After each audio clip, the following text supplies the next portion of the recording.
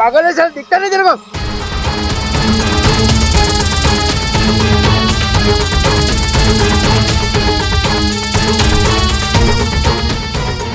आप ठीक तो? चोट नहीं लगी ना?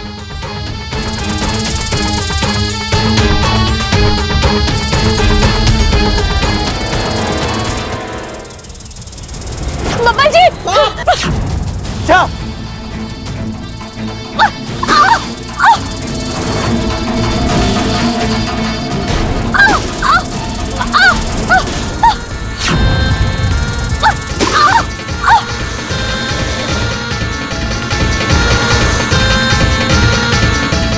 इच्छा संभालो प्लीज।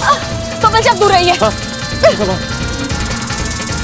फेंको इच्छा, फेंको उसे।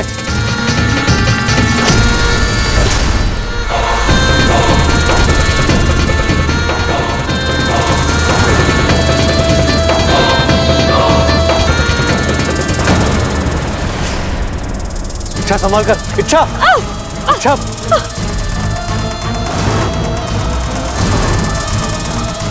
इच्छा संभाल के।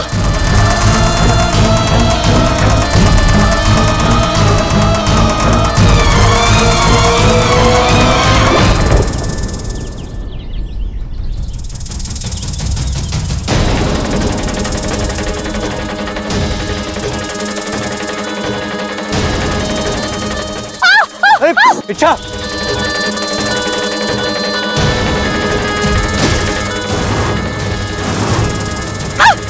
इच्छा तुम। बाबा जी आप दूर रहिए, आप दूर रहिए।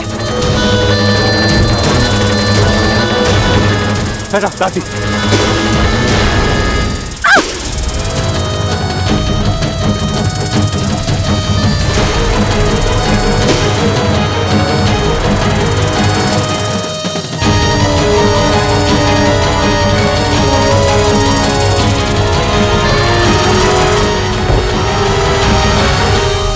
बबल जी आप ठीक तो हो?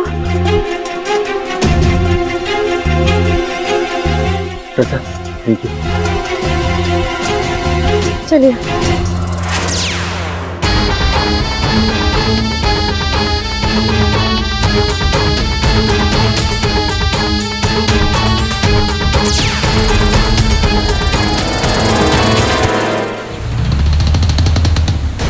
पता नहीं इतनी ताकत कहां से आ गई इच्छा में।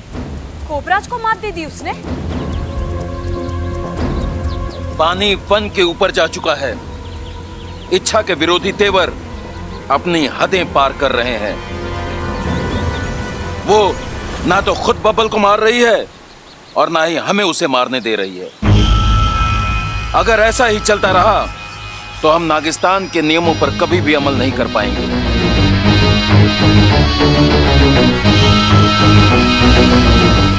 शाम होने को है गुरुजी, हमें जल्द से जल्द कुछ करना होगा। आप सही कह रहे हैं मुखिया जी। अब हमें किसी ऐसे नाग को भेजना होगा जिससे इच्छा लड़ ही नहीं सकती। कोई ऐसा जो इच्छा को इच्छा की भाषा में जवाब दे सके। मैं तैयार हूं। मैं वहां जाऊंगी, इच्छा से लड़कर बबल का खात्मा कर दूंगी। ईमान से डस लूंगी। नहीं, तुम नहीं जाओगी। तुम पहले ही 2-3 बार इच्छा से मात खा चुकी हो। इच्छा के फन से टकराना तुम्हारे बस की बात नहीं है। इच्छा से लड़ने की ताकत नागिस्तान के सिर्फ एक ही नाग में है और अब वो ही इस अभियान को अंजाम देगा।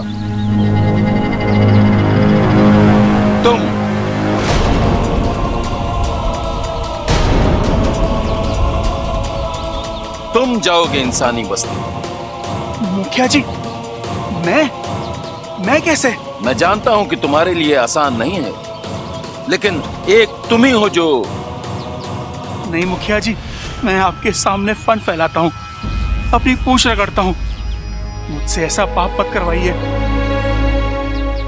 एक बाप अपने ही फन से अपनी सपोली को कैसे? हम तुम्हें इच्छा को मारने के लिए नहीं कह रहे हैं शेषु।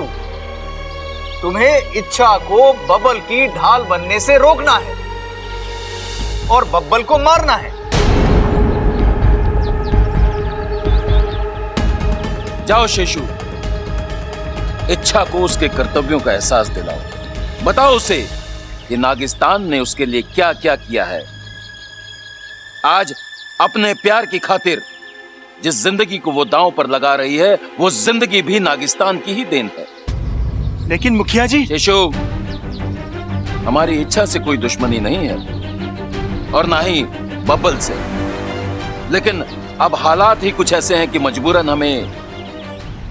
मैं आपकी बात समझ रहा हूं, लेकिन बब्बल मेरा दामाद है, मेरे परिवार का हिस्सा है। मैं ना ही उसका घात कर सकता हूं, ना ही इच्छा का।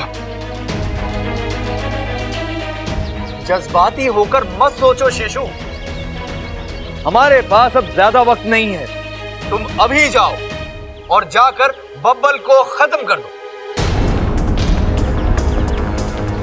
और यदि इच्छा बीच में आए तो उसे कैसे संभालना है, यह तुम अच्छी तरह से जानते हो।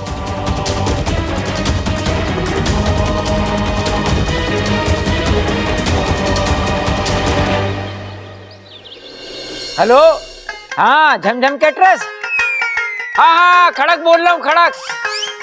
25 आदमियों का खाना बनना है, ऐसा कुछ करना कि 50 लोगों को हो जाए। अरे हो जाएगा, कोशिश कर। अरे वैसे भी गर्मी है, गर्मी में आदमी खावे ना, पानी ज्यादा पीवे है, समझ गया? खड़क, प्रबल हवन कुंड ले आया? हाँ हाँ दादी, यो रहा हवन कुंड, यो आ गया हवन कुंड। और सबल, पूजा की सामग्री सब तैयार है ना? सब तैयार है दादी। चल।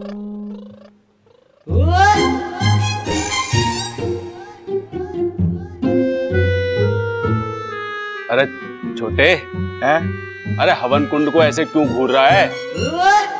अरे भाई, मैं ये देख रहा हूँ कि मेरी शादी का हवन कुंड कब ऐसे रचेगा, कब मैं अपनी बीवी के साथ इसके साथ फेरे लूंगा,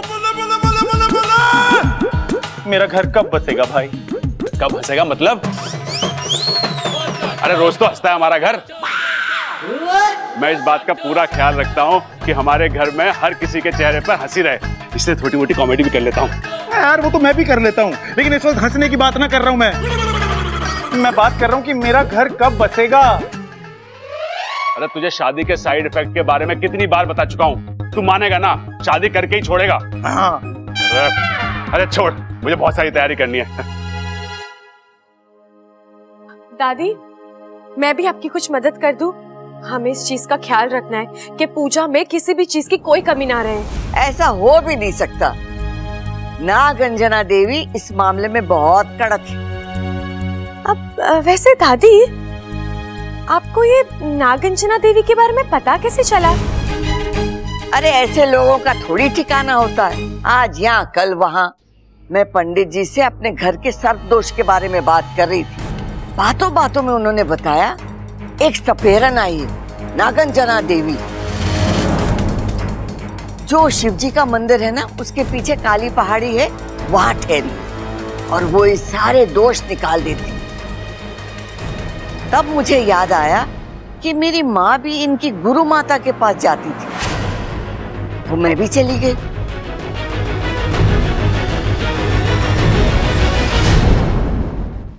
कद्रु सूत शेष जगत मते देहि में शरणम गतः। कद्रु सूत शेष जगत मते देहि में शरणम गतः।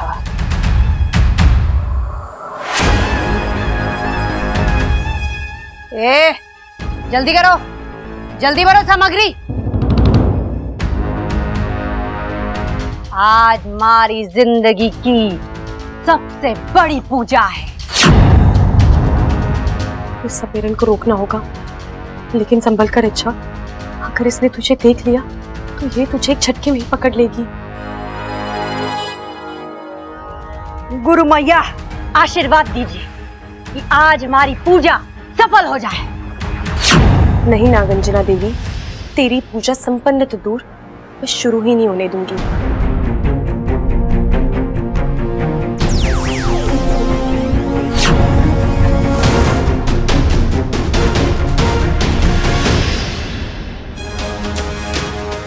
नागिस्तान आज तक कोई सपेरा नहीं पहुंच पाया, वहां नागंजना पहुंचेगी। नागंजना, गुरु मैया, आप यहाँ क्यों? हम अपनी शिष्या से मिलने नहीं आ सकते? जी बिल्कुल आ सकती हैं। ये तो हमारा सौभाग्य है कि आप। हम यहाँ एक विशेष कार्य से आए हैं। हमें हमारी दिव्य दृष्टि से ये पता चला है कि करचुरा के जंगल में एक नागमणि वाली नागिन। जाओ, उसे पकड़कर वो नागमणि हासिल करो। जो आ गया गुरु मैया, बस आज की ये पूजा संपन्न कर लूं, फिर नहीं, ये सब कुछ इंतजार कर सकता है, पर वो नागमणि, वो मुझे अभी चाहिए और ये मेरा आदेश है। जाओ, मेरे आदेश का पालन करो। जो आ गया। चलो।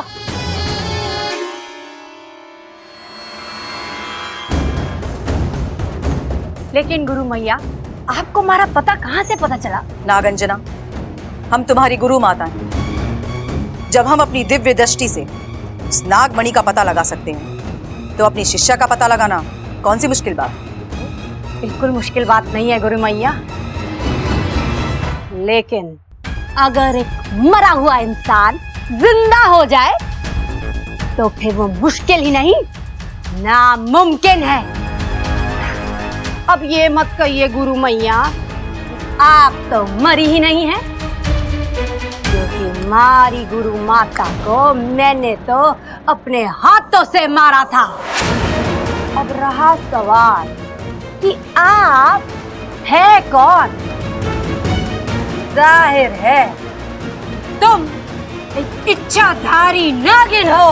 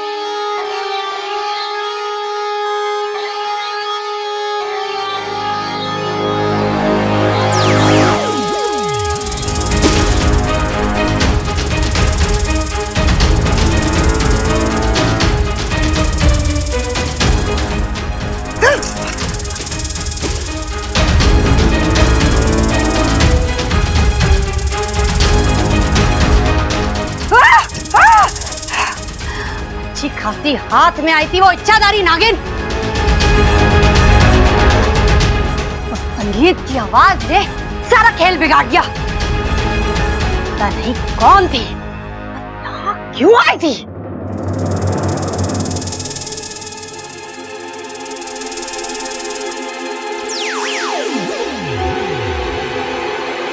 आखिर कौन था बाहर? और वो संगीत अचानक वो कहां से शुरू हुआ?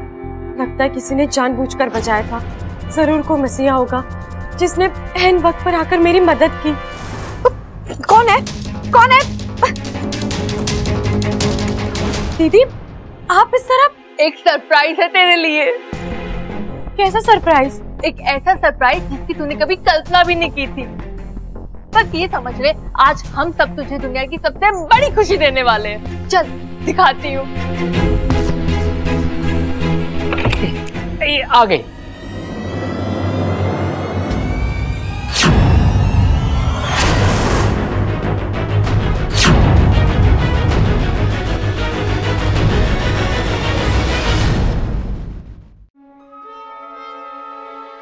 गौर से देख इन्हें और पहचानने की कोशिश कर।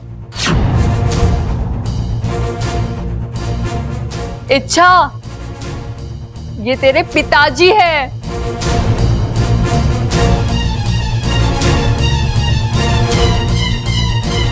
कैसे पहचानेगी छोरी? इसकी तो याददाश्त गई भी है। इसे तो कुछ भी ना याद है, न इसके माता पिता, न घर बार, न खानदान, कुछ भी तो नहीं। लेकिन छोरी, ये जो तेरे पिताजी है ना, इन्हें सब कुछ याद है कि तू कहाँ से खोई थी, कैसे खोई थी। अरे तेरे बचपन की छोटी छोटी बातें इन्हें याद है। तू बचपन में कैसे दिखती थी, कैसे बोलती थी, कैसा सोचती थी, ऐसी कई सारी बातें इन्होंने गिनवाई है। छोरी, इतने सारे सबूत दिए हैं इन्होंने, मानना तो लागे है कि यही तेरे पिताजी हैं। मैंने आपको पहले भी कहीं देखा है।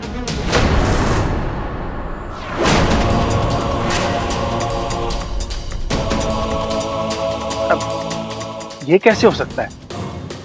मैं तो शहर में पहली बार आया हूँ, वो भी इच्छा को लेने। लेकिन आपको कैसे पता चला कि इच्छा यहाँ है?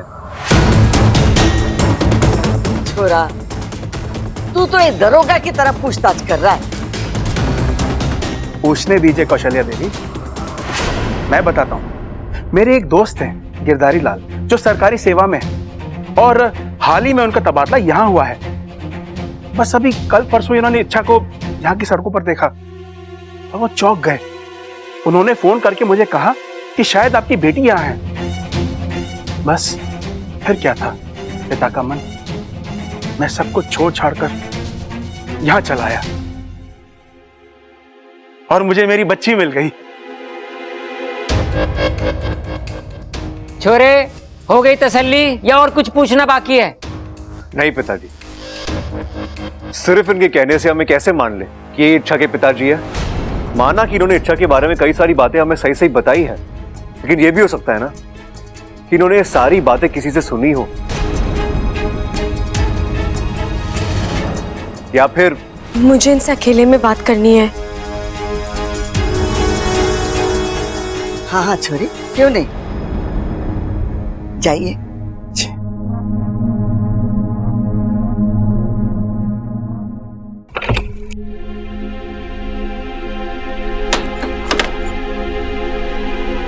पिताजी, पिताजी, ये सब नहीं इच्छा, मेरे करीब मत आओ, मैं कमजोर पड़ जाऊंगा। और फिर जिस काम के लिए मैं यहाँ आया हूँ वो शायद। आप किस काम से आए हैं यहाँ? उसी काम से जो तू पूरा नहीं कर पा रही है। मैं बबल को खत्म करने आया हूँ।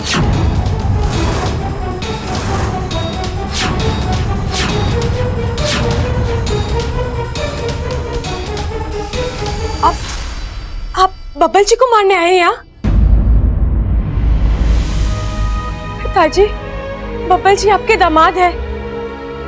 आप अपने हाथों से अपनी सपोली का सुहाग कैसे उछाल सकते हैं? इच्छा, जज्बात अपनी जगह है और काम अपनी जगह। मैं यहाँ अपना फर्ज निभाने आया हूँ, नागिस्तान को बचाने आया हूँ। कुछ फर्ज रिश्तों से भी बड़े होते हैं। नहीं, आप झूठ बोल रहे हैं। आप अपनी सपोली के साथ ऐसा कर ही नहीं सकते। ये ऐसा नहीं करना चाहता हूँ, लेकिन मैं मजबूर हूं। बब्बल अगर जिंदा रहा तो नागिस्तान का अस्तित्व खतरे में पड़ जाएगा।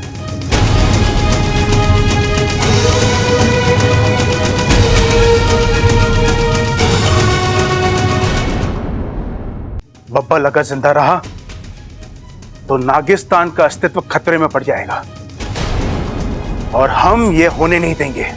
लेकिन पिताजी, जो हुआ उसमें बब्बल जी का क्या दोष है? वो तो हालात के हाथों मजबूर हैं। और फिर नागिस्तान को डर उस सपेरन से है ना, फिर आप उस सपेरन को मारकर। बात को समझने की कोशिश करो इच्छा। एक सपेरन को मारकर इस मुश्किल का हल नहीं निकलेगा। कल को कोई और सपेरन उठकर खड़ी हो जाएगी। जब तक बबल के मन में नागिस्तान जिंदा है, ये खतरा बना रहेगा। इसलिए नाग स्मृति में लिखा हुआ है, कोई भी इंसान जिसके दिमाग में नागिस्तान की स्मृति अंकित है, उसे मरना होगा। अगर ऐसा है तो आप भी मेरी बात सुन लीजिए। मैं बब्बल जी को कुछ नहीं होने दूंगी। उनकी पत्नी होने के नाते उनकी रक्षा करना मेरा फर्ज है और मैं वो फर्ज निभाऊंगी, हर हाल में निभाऊंगी। कैसे निभाएगी तू? इतनी ताकत नहीं है तुझ में। देखा नहीं, उस सपेरा ने तुझे पकड़ ही लिया था, मार देती तुझे वो। ये तो मैं वक्त पर पहुंच गया और दूसरी दोन बजाती, ताकि तुम पर उस सपेरन की बीन का असर ना हो।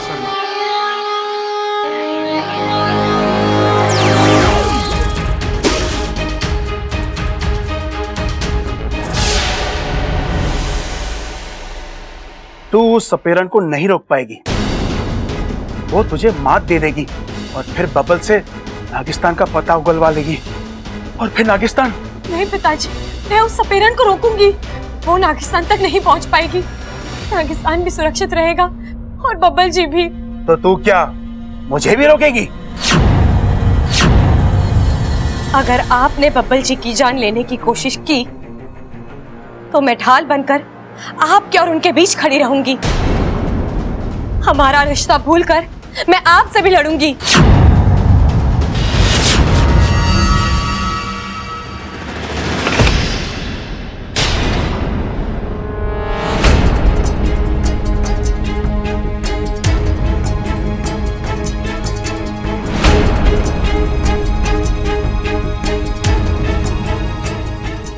हो गई बात? नहीं, वो काफी वक्त हो गया था तो इसलिए मैं। इच्छा, क्या ये वाकई में तुम्हारे पिता है? नहीं बब्बल जी, ये मेरे पिता नहीं है। आप इन्हें यहाँ से ले जाइए। इच्छा बेटा, अच्छा याद कर, मैं वही हूं, तेरा वही पिता जो तेरे चेहरे पर एक एक मुस्कुराहट लाने के लिए कुछ भी करता था। तुझे इसी कंधे पर बिठाकर दुनिया दिखाता था। तेरी बीमारी में तेरे सिराने बैठकर इन्हीं हाथों से खाना खिलाता था। पिताजी के आगे पीछे तेरी जिंदगी चलती थी, और आज तो इच्छा, अपनी आंखें बंद कर, अपना हाथ मेरे सर पर रख और अपनी मन की आंखों से देख मुझे। क्या तू अब भी यही कहेगी कि मैं तेरा पिता नहीं हूं?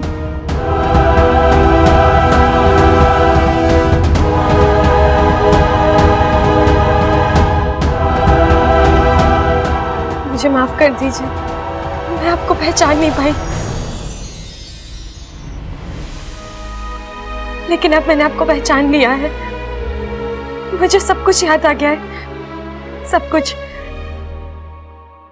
आप ही मेरे पिता हैं।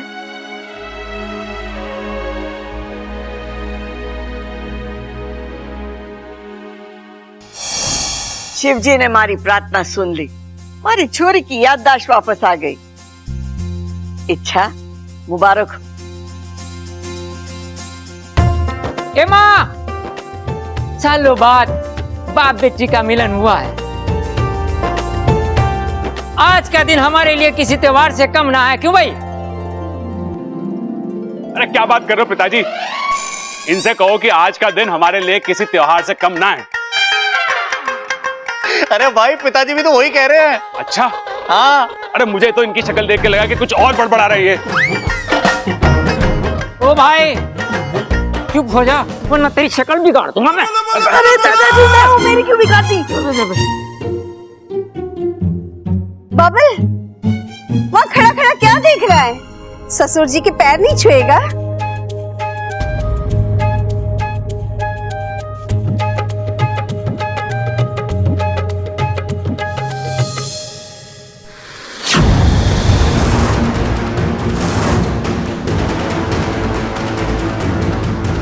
आपकी छोरी बहुत प्यारी, बहुत संस्कारी। 6 महीना पहले हमारे पोते बबल को मिली थी, इस घर में आकर रहने लगी, पहले बेटी बनकर और फिर बहू। अरे हमारे घर में तो एक पत्ता भी ना हिलता उसकी मर्जी के बिना। इस घर में इच्छा को किसी चीज की कोई कमी नहीं, सारे रिश्ते मिल गए हैं उसे यहाँ। लेकिन माँ बाप का प्यार, उसकी जगह तो कोई नहीं ले सकता। मेरी शिवजी से हमेशा प्रार्थना थी कि वो अपनी लीला दिखाए और इच्छा को उसके माँ पिताजी से मिला दें। इतना ही नहीं माँ जी, आज शिवजी ने मुझे मेरे अपनों की सच्चाई से भी वाकिफ करा दिया है। इच्छा की खुशी इस घर की खुशी, और ये खुशी हम जोर शोर से मनाएंगे। कल इस घर में जश्न होगा। अरे कल क्यों दादी, आज क्यों नहीं? अरे छोरा, आज पूजा है ना, जश्न के लिए वक्त कहाँ मिलेगा? अरे दादी वक्त मिलेगा, पूजा 12 बजे के बाद है ना। उसके पहले थोड़ा बहुत जश्न तो मना ही सकते हैं ना हम लोग, क्यों? सही कह रहा है तू छोटे, ये ले पैर। लेकिन तब तक अगर पिताजी ने बब्बल जी के साथ कुछ, नहीं, मैं ऐसा नहीं होने दूंगी।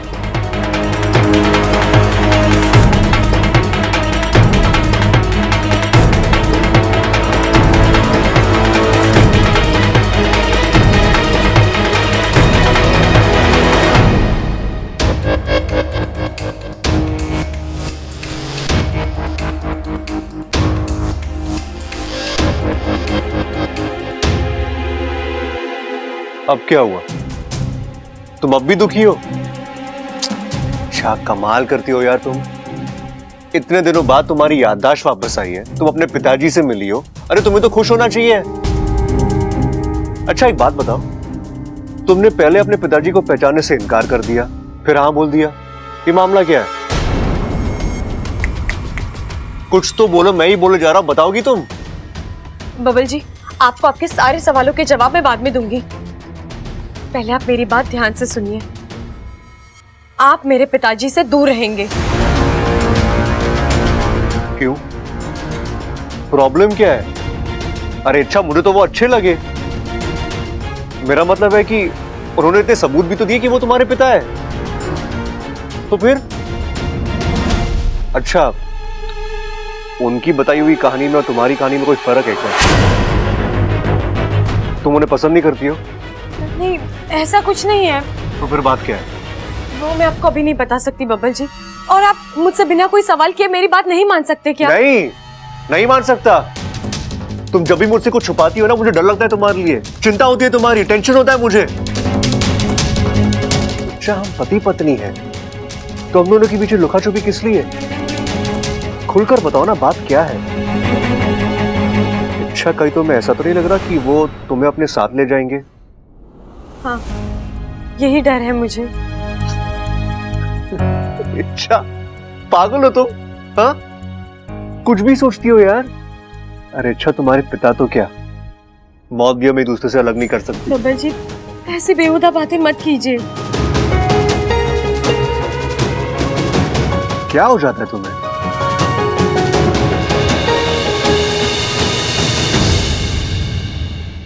हाँ तो भाई, मैं सबल आज इस रंगारंग कार्यक्रम में आप सबका स्वागत करता हूं। तालियां! अरे स्वागत ही करता रहेगा या आगे भी कुछ बोलेगा? कर रहा भाई। तो भाई जैसा कि आप लोग सब जानते ही हैं कि हम यहाँ पे क्यों इकट्ठा हुए हैं। भाई क्यों इकट्ठा हुए हैं? याद आया। हाँ। बब्बल, आज मेरे छोटे भाई बब्बल का जन्मदिन है। तालियां! चंचल, मारा लठ लेका। आज इसकी अकल ठिकाने लगा लिया मैंने। अरे पिताजी आराम से। भैया ये जश्न मेरे जन्मदिन का नहीं है, इच्छा और उसके पिताजी के मिलने का जश्न है। हाँ तो भाई, इस रंगारंग कार्यक्रम की धमाकेदार शुरुआत करने जा रहा है आप सभी का प्यारा सबल। तालियां! बजा दो। हाँ भाई, एक मिनट। तो दादी, इस कार्यक्रम की शुरुआत में अपनी क्लासिकल आवाज में एक क्लासिकल सॉन्ग पेश करने जा रहा हूं मैं। दादी जीता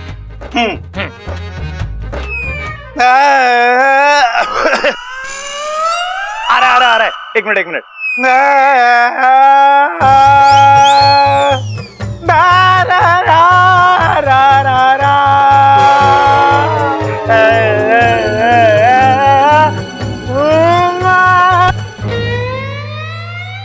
प्रबल चुप कर जा। गधा जब अपना गला साफ करता है ना, तब भी तुझसे ज्यादा सुरीला होता है वो। दादी, इस पूरे घर में मैंने देख लिया है किसी को भी मेरे टैलेंट की कदर ना है। ओ भाई, इस घर में तू अकेला ना है, हम सब भी हैं।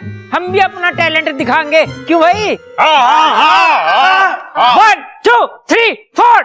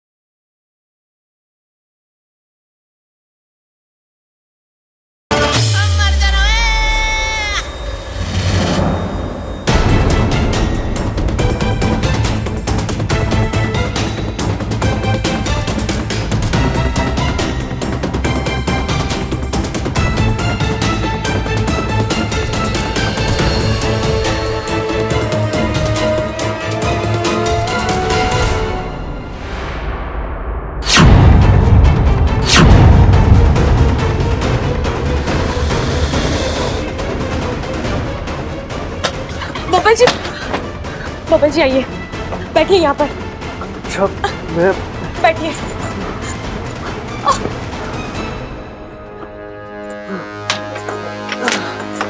अच्छा मुझे बबल जी, मैं बबल जी आंखें मत बंद कीजिए। देखिए, मैं जानती हूँ आपको नींद आ रही है, लेकिन आंखें खुली रखिए। आंखें खुली रखिए बबल जी, आंखें खुली रखिए। बबल जी, बबल जी, लगता है पिताजी ने बबल जी को डस लिया है। उनका जहर तो मुश्किल से 3 मिनट बचे हैं। उससे पहले बबल जी को बचाना होगा, वरना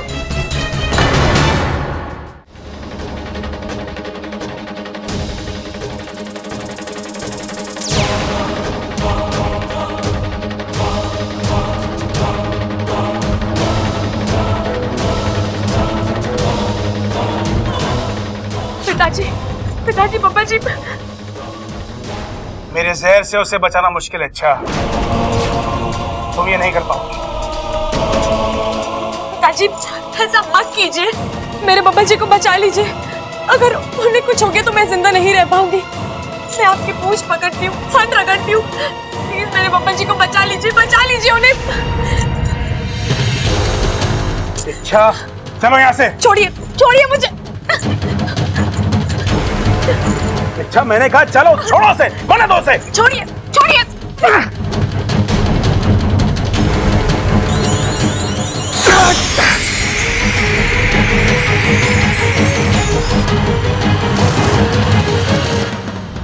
नहीं, अच्छा ऐसा मत कर। बब्बल को बचाने का मतलब है नागिस्तान की दवाई। ये तो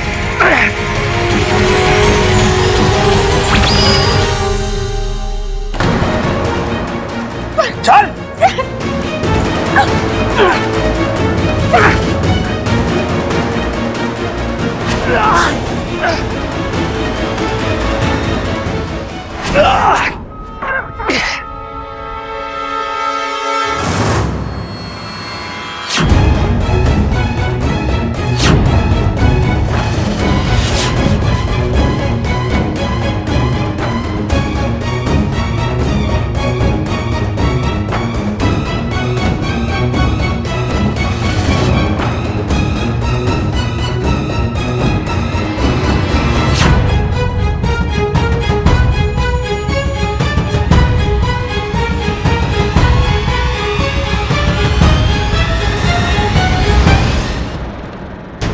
बबल जी, बबल जी, बबल जी, बबल जी।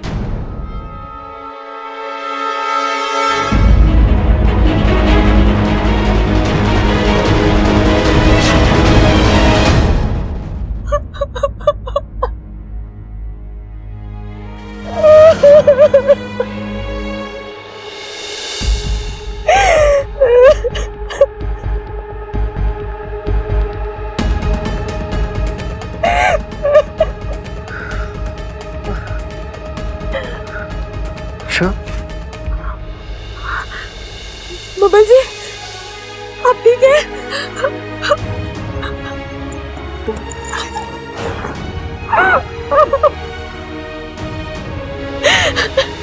अच्छा, तुम रो क्यों रही हो?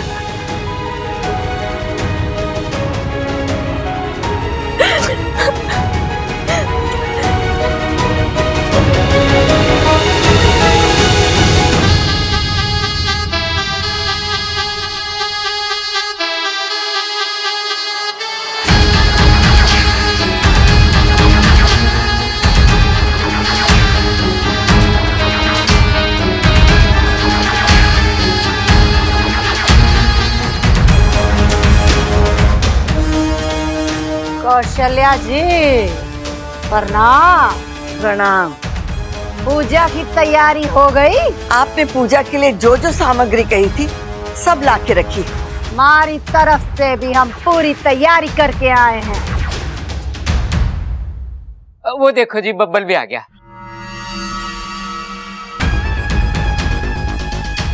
नागंजना अब कांटे का इलाज करेगी। सारा डर, सारी चिंता आधे में हवा हो जाएगी। ए चोरे, आंखें खोल और तमाशा देख। अब नाग दोष से सारी मुक्ति निश्चित है। लेकिन नागंजना जी, वो जिसकी वजह से नाग दोष हुआ है उसका क्या? उसकी भी पूंछ कटेगी।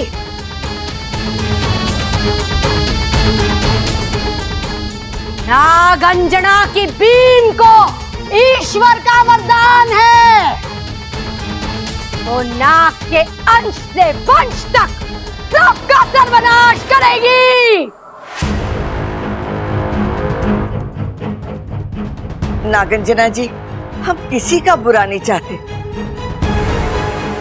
बस आप तुम्हारे पोते बबल को इस नाग दोष से मुक्ति दिला दो,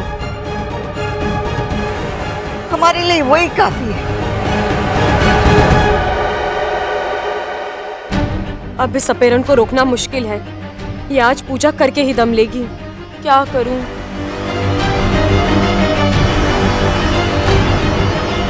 ए छोरे, चल मेरे साथ। हाथ? अरे नाना बब्बल, हाथ मत देना। अरे नागंजना जी, इस बेचारे के पास गिन चुन के 2 ही हाथ हैं। अगर आप एक हाथ ले लोगी तो बेचारे को बड़ी तकलीफ होगी। काम कैसे करेगा वो? अरे भाई, वो हाथ नहीं कह रही है, वो कह रही है चलो मेरे साथ। ओह अच्छा, तो पूजा यहाँ पे ना होगी क्या? ना, खास पूजा के लिए खास जगह होवे है। अब नागंजना की बीन वहां बजेगी जहां से पूरा चांद दिखाई देता है। इस पूजा में चंद्रमा के दर्शन का घना महत्व होवे है। सामग्री उठाओ। रबिल भैया, आप भी बबल जी के साथ जाइए ना। खाइए। अरे बबल तो कुछ खा ही नहीं रहा, उसके साथ मैं क्या खाऊं? खाइए नहीं भैया, जाइए बब्बल जी के साथ पूजा करने। अच्छा अच्छा, उसे कंपनी देनी है पूजा में। हाँ ठीक है, छोटे पिताजी चलो। ये बक रहा है तू? छोटे पिताजी बोल रहा है? मतलब छोटे पिताजी। चलो चलो। हाँ चलो। आई। जाओ।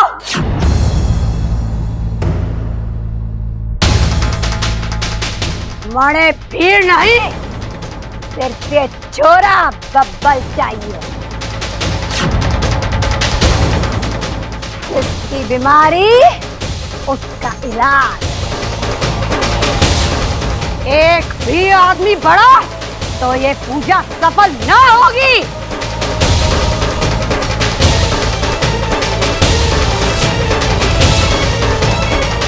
ना ना ना, कोई ना जावेगा।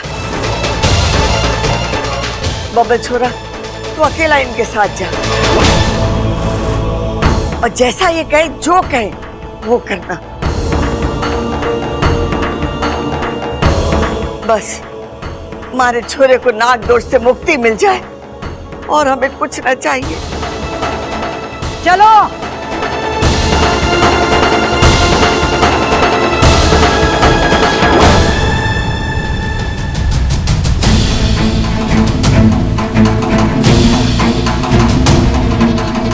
कुछ कर इच्छा, इससे पहले कि देर हो जाए, कुछ कर। आखिर कब तक हम फन पर पूछ डालकर बैठे रहेंगे? हमें कुछ करना होगा। इस सपेरन को रोकना होगा हमें। वो बब्बल को अपने साथ ले गई है, किसी भी वक्त पूजा शुरू कर देगी। अगर एक बार पूजा शुरू हो गई तो अनर्थ हो जाएगा। उसे रोकेगा कौन? कोबराज को इंसानी बस्ती भेजा था, लेकिन वो भी फन छुपाकर लौट आया। अब उससे खतरनाक नागिस्तान में है कौन? उस सपेरन से दो फन करना आसान नहीं है। कौन लेगा ये जिम्मा? कोई नहीं है, और अगर होता भी तो कोई फायदा नहीं था। नागंजना के पास दिव्य बीन है, जिसे देवों का आशीर्वाद प्राप्त है। नागिस्तान के ताकतवर से ताकतवर नाग भी उस बीन के आगे कमजोर पड़ जाएंगे।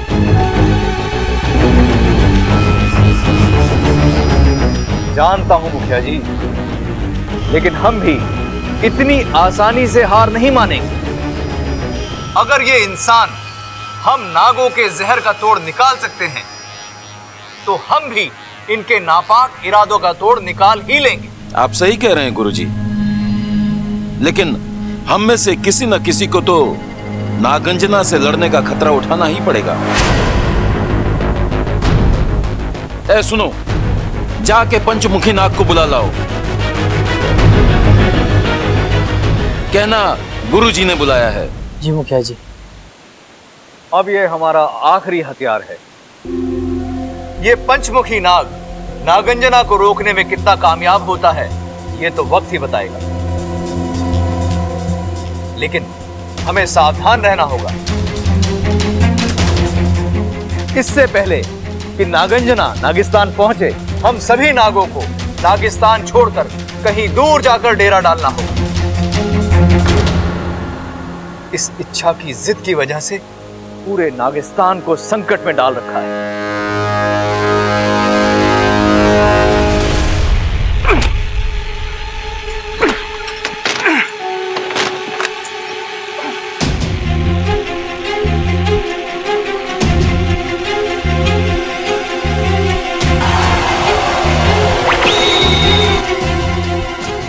माफ कीजिए पिताजी, मैं आपको इस तरह अकेले, लेकिन आपने और कोई विकल्प ही नहीं छोड़ा। आप मेरी बात सुन लेते तो। लेकिन अब कोई फायदा नहीं है इन बातों का। मैंने आपको आजाद कर दिया है, चले जाइए यहाँ से और मुझे अपना काम करने दीजिए। वो सपेरन, वो बब्बल जी को अपने साथ ले गई है। मुझे हर हाल में उसे रोकना है। और नहीं रोक पाई तो जिद जिद जिद, तेरी जिद आज नागिस्तान को बर्बादी की ओर ले जा रही है। आज अगर ये पूजा पूरी हो गई तो नागिस्तान ध्वस्त हो जाएगा। फिर मैं तो क्या, नागोमी देव भी तुझे माफ नहीं करेंगे। लेकिन पिताजी, मैंने जो किया है वो अपने पति के लिए किया, अपने स्वार्थ के लिए किया ना। तेरी अपनी खुशी नागों की जिंदगी से कब से बढ़कर हो गई। पिताजी, आप ऐसी बातें। आज तक मैं फन चौड़ा कर नागों के सामने घूमता था, उनसे गर्व से कहता था कि तू मेरी सपोली है। लेकिन आज तूने शर्म से मेरा फन झुका दिया। अच्छा बदला चुकाया तूने नागिस्तान के एहसानों का। नहीं पिताजी, मैं ना ही नागिस्तान वासियों के एहसान भूली हूँ और ना उनका प्यार। यकीन मानिए, इच्छा मर जाएगी लेकिन उस सपेरन को नागिस्तान नहीं पहुंचने देगी। अच्छा, कैसे रोकेगी तू उसे? वो कोई आम सपेरन नहीं है। उसके पास जो बीन है उस पर ईश्वर का वरदान है। कल को पूरा नागिस्तान भी उसे लड़ने उतरेगा तो नहीं जीत पाएगा। आप ही ने सिखाया पिताजी, जीत ताकत से नहीं जज्बे से हासिल होती है, और वो जज्बा है मुझ में। मेरे इरादे नेक हैं। आपका आशीर्वाद, बब्बल जी का प्यार है मेरे साथ। मैं लड़ूंगी भी और जीतूंगी भी। शेषो नमस्तुभ्यं समुद्र जल वासनम। शेषो नमस्तुभ्यं समुद्र जल वासनम। शेषो नमस्तुभ्यं समुद्र जल वासनम।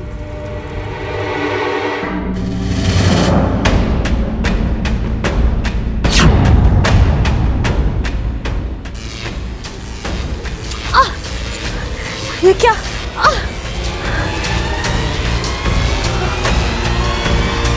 जादुई चाल?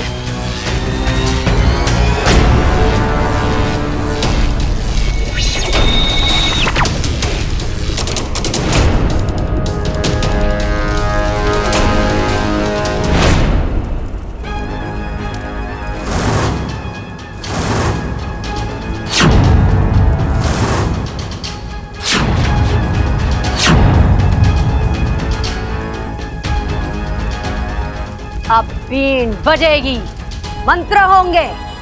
जैसे जैसे असर बढ़ेगा, बब्बल का दिमाग हमारे काबू में होगा। और उसके बाद वो जो भी सोचेगा, जो भी याद करेगा, वो सब एक एक चीज इस हवन में दिखाई देगी। नागिस्तान के लोग, नागिस्तान का वो मंदिर और नागिस्तान जाने का रास्ता भी। नागंजना, सारे तो वारे न्यारे होने वाले हैं।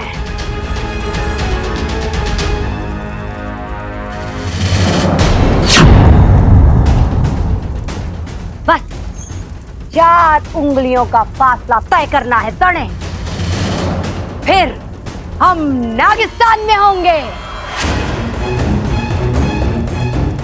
अद्भुत, अति अद्भुत। नागिस्तान को देखने वाली, उस पर राज करने वाली पहली सपेरन मैं, नागंजना देवी। सुनो, अब सब अपना ध्यान पूजा पर केंद्रित करो। किसी के हाथ तो कोई गलती हुई तो मारे तो तुम लोग जानते ही हो। सांपों से ज्यादा जहरीली है ये नागंजना।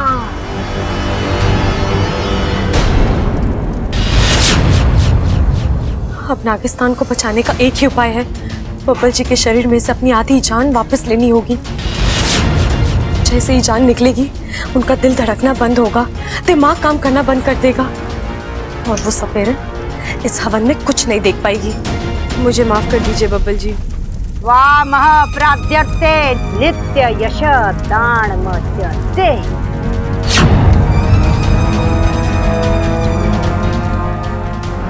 प्राण क्लेशनाशाय नागोमती नमो नमः। वाह महाप्राध्यर्थे नित्यम यश दान में च देहि में। प्राण क्लेशनाशाय नागोमती नमो नमः। प्राण क्लेशनाशाय नागोमती नमो नमः।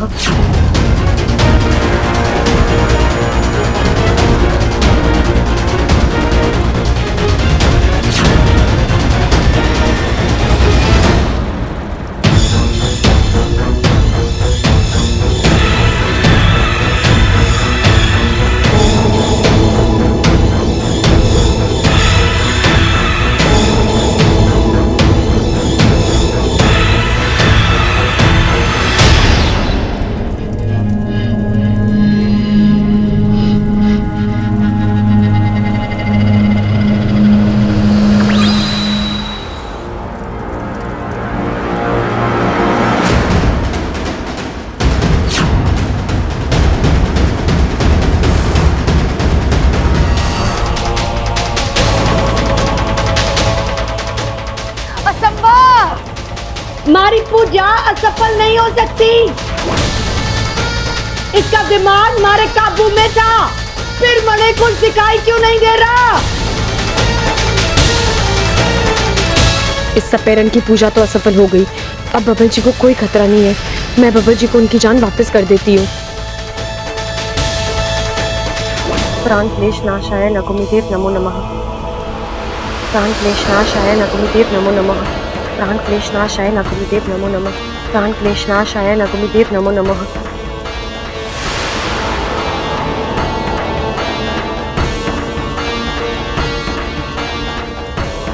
देवी जी, ऐसा भी तो हो सकता है कि इसे नागिस्तान के बारे में कुछ पता ही ना हो, झूठ बोल रहा हो। लेकिन कल इसने जो बातें कही वो बातें कही सुनी भी तो हो सकती है ना? ना, हमारी नजर बात की नजर है। सांपों की हरकत 1 मिनट में पकड़ लेती है। नागिस्तान का नाम लेते वक्त उसका प्रताप अजीब सा था। आंखों में चमक थी। मणे यकीन है कुछ गड़बड़ है। देवी जी, हो सकता है इसने हमारे साथ कोई छल किया है। छल किया है नहीं, छल किया जा रहा है। मैंने इसे उस दिन रूप बदलते हुए देखा था। यही है वो इच्छाधारी नागिन।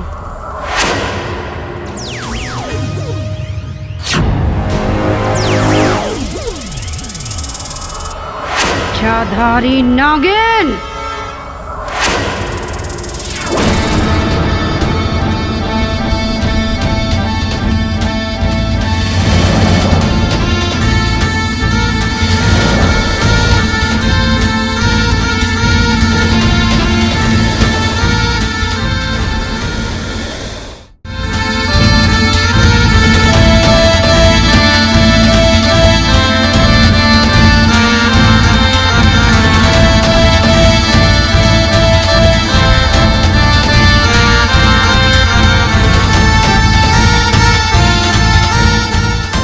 इच्छा, हे रुक जाओ।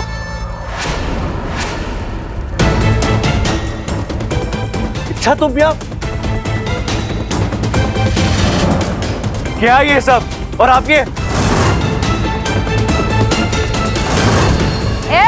देख क्या रहे हो? बीन बजा दो इसकी, खत्म करो इसे।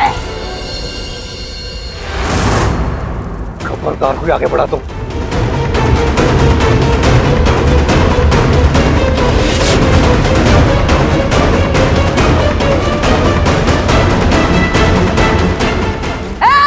डरते क्यों?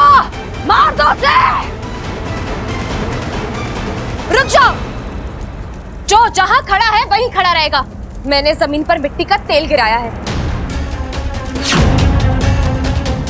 अगर किसी ने भी हिलने की कोशिश की तो आग लगा दूंगी। हमें जाने दो यहां से, वरना सब के सब जल के खाक हो जाओगे।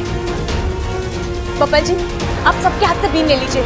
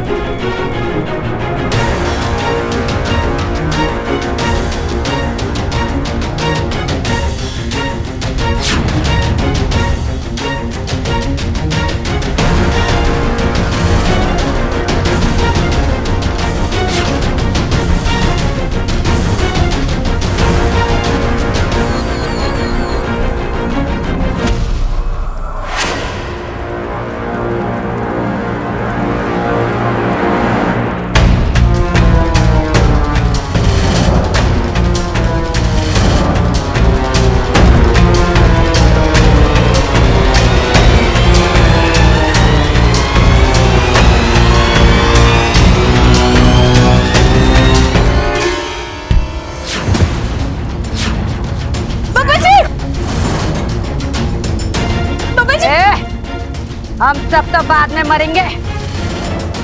अगर तूने उस माचिस को नीचे नहीं रखा, थारा प्यारा बब्बल मारे हाथों मारा जाएगा। मैं सपेरण हूँ, लेकिन सांपों से ज्यादा जहरीली। क्यों कर रही है आप ऐसा? आप चाहती क्या है? हमें मांगकर आपको क्या मिलेगा? छोरा बहुत मासूम है, भोला है। चल आज तने मैं चमत्कार दिखाती हूँ। ए छोरी, क्या नाम है तारा? हाँ, इच्छा। थारा पति बब्बल कुछ पूछ रहा है, जवाब नहीं देगी हैं? इसे भी तो दर्शन दे अपने असली रूप के।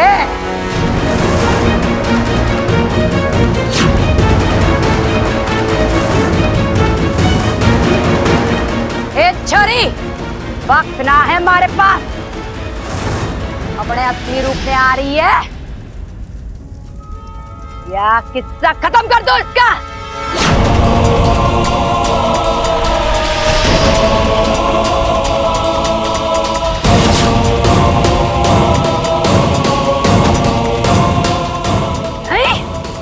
ठीक है, 3 तक गिनूंगी,